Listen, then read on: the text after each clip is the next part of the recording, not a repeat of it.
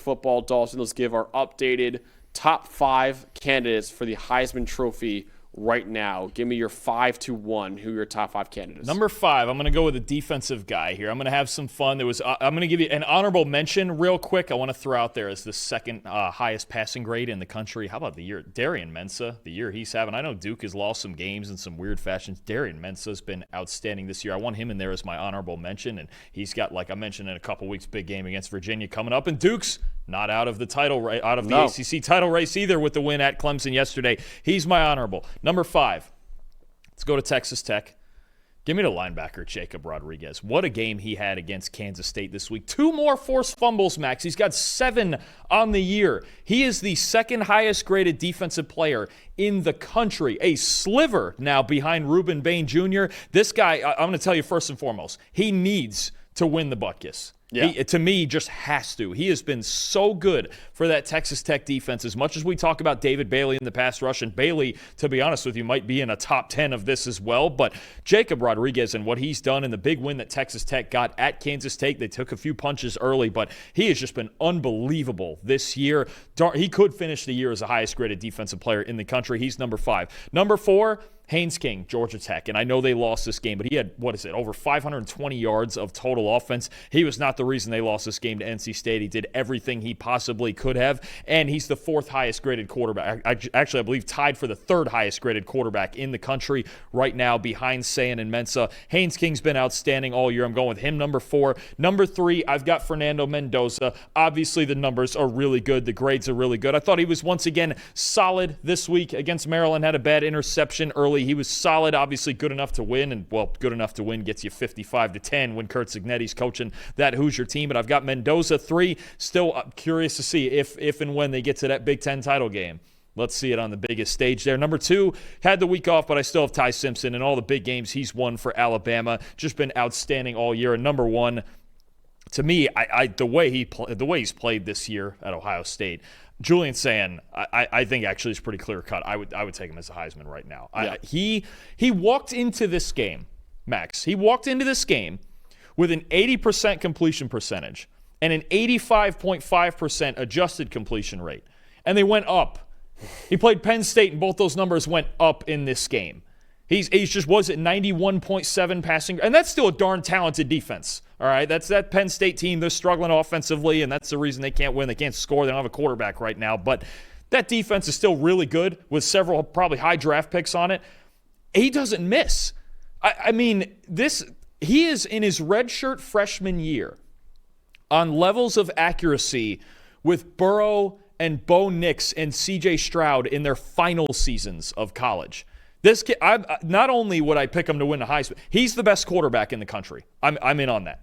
I know there's so many names. There's Mendoza, Simpson, Dante Moore, all these. I think he's the best quarterback in the country. And I'll say it right now, I don't think it's close. It may not. I don't think it's close. No, he's special. This is not just those 2 receivers carrying him. He's making special throws every week. He's not just the most accurate quarterback in the country this year. He's setting records that were set by, like, in our quarterback charting, by Joe Burrow and Bo Nix and the most accurate seasons we've seen. I mean, what was it? 23 attempts, and he had 300-something yards yesterday. Was it? What's the exact number? 316 yards on 23 attempts. And he completed 20 of his 23 attempts. Just silly. What do you have, 14 yards per? Is that? Yep.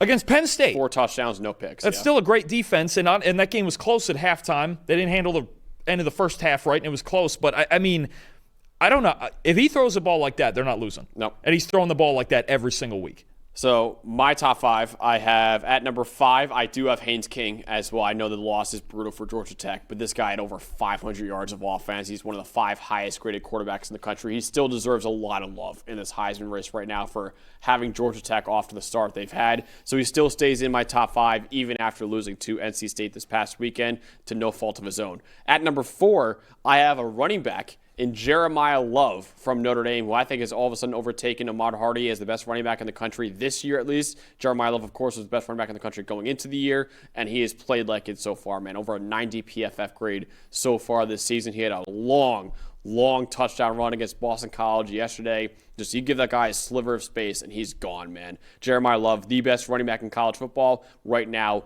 my number 4 Heisman candidate. At number 3, I have Ty Simpson, the quarterback at Alabama. Again, he was off this past weekend, but he has been phenomenal for Alabama. He's played in a lot of huge games at Alabama this year, too, and he has consistently been the best player on the field, it feels like, in every single one of those games. He has been phenomenal in his first year as a starter for Alabama. Number 2 for me is Fernando Mendoza, the quarterback at Indiana. Like Dalton said, he's been really good, really, all year for the number 2 team in college football. Mendoza has been phenomenal, but at number 1 is, of course, Julian Sayin. This guy is unfreaking believable right now. And I've said it before, my comp for him and what I've seen from him when I watched the tape back was like Joe Burrow. It's very reminiscent of that 2019 LSU team where they had Joe Burrow, they had Jamar Chase, they had Justin Jefferson, and they had a stacked defense.